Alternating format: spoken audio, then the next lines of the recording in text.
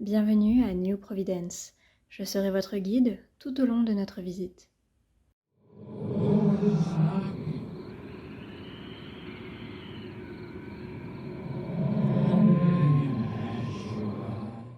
Je vous accueille autour de la table du salon privé de la bibliothèque de New Providence, un lieu de calme où l'on aime s'installer afin de travailler, créer ou lire.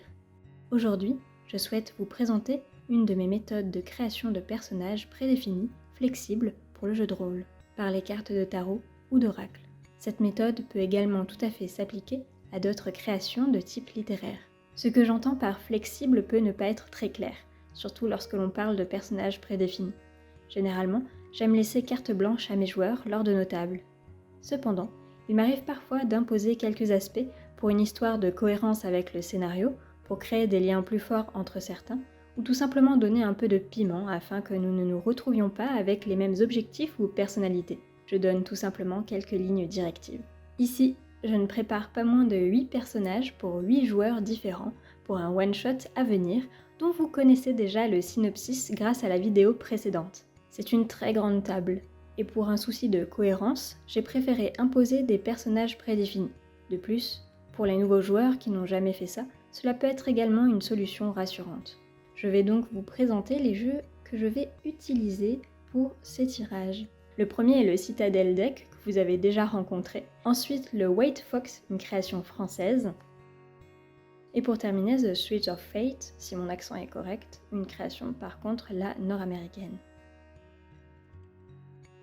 Comme pour le scénario, le Citadel Deck va me permettre de tirer une carte pour donner la thématique globale, là, du personnage. Cela m'aide surtout à déterminer son occupation principale.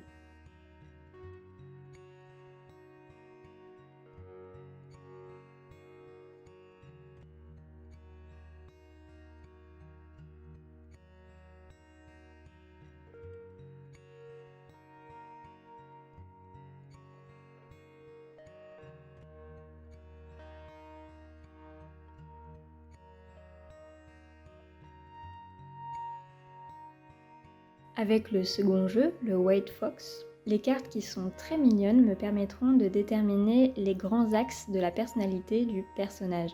Contrairement à ce que son apparence laisse prétendre, il n'est pas si gentillet qu'il n'y paraît.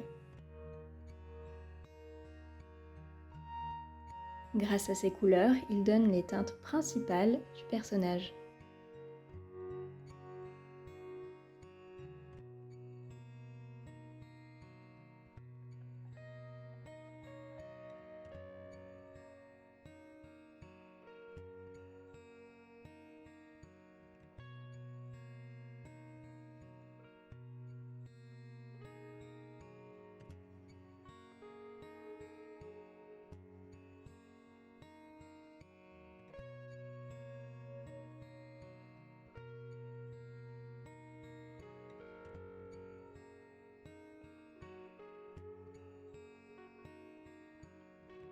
Le troisième jeu me permettra de déterminer le secret du personnage. Ce tirage est relativement contextuel par rapport au synopsis que j'ai décidé de créer et décidé de faire jouer à mes joueurs, qui est extrêmement basé sur l'idée de secret et de révélation du secret. Donc cette carte-là me permettra tout simplement de déterminer le grand axe du secret, la thématique du secret, et donc de créer une raison, un lore, à ce secret, tout simplement.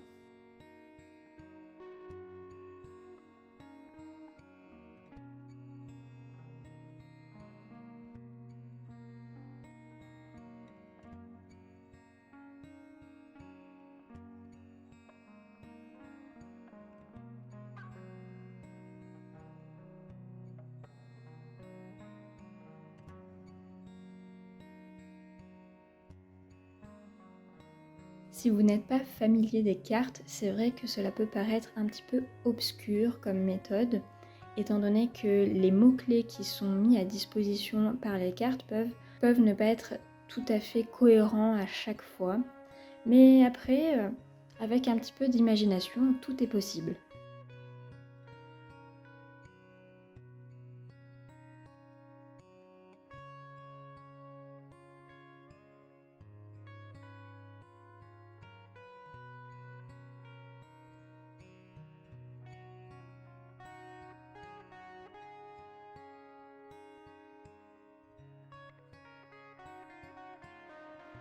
J'ai donc dû réaliser 8 personnages différents. Ça a été assez long, mais rien d'insurmontable.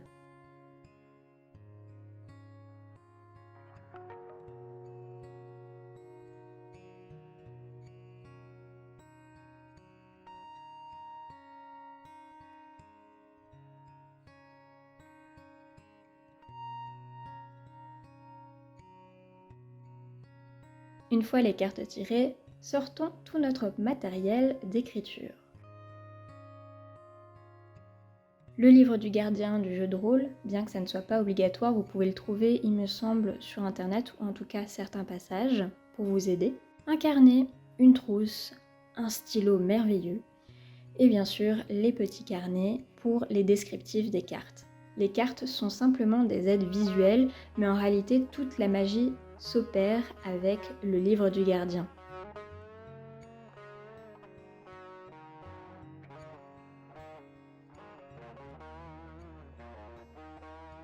Comme ce sont des personnages prédéfinis, certaines des cases de la fiche de personnage seront déjà pré-remplies pour mes joueurs, mais le reste, je leur laisse complètement carte blanche. Libre à eux de choisir un nom, un âge, un passé, mais toujours avec les contraintes que je leur ai imposées. Le fait de créer des personnages prédéfinis m'aide surtout, moi, personnellement, pour créer un scénario cohérent et des interactions qui ne soient pas aberrantes.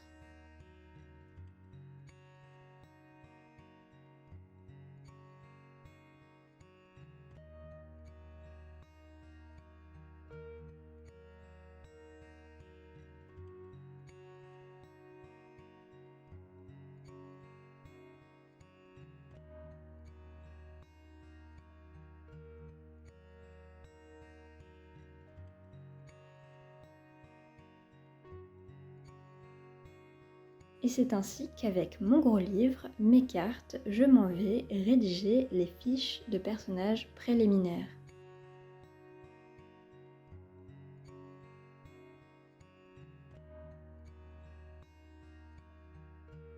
Comme pour la création de scénarios, je vais noter les jeux que j'ai utilisés, ensuite reprendre les tirages en notant bien le nom des cartes, et ensuite je vais me noter quelques mots-clés que je pourrai faire parvenir à mes joueurs par la suite.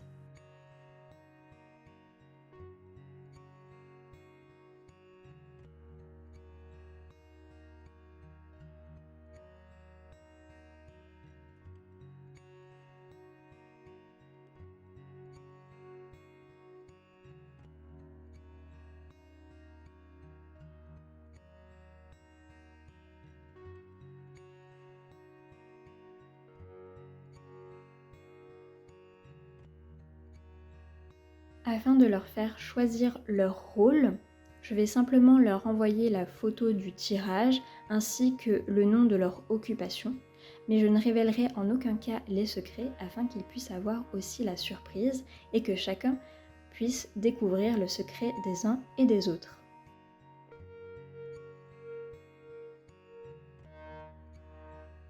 C'est un petit peu le principe d'un secret. Étant donné que le scénario se passe dans notre monde moderne, j'ai pu improviser quelques occupations plutôt spéciales.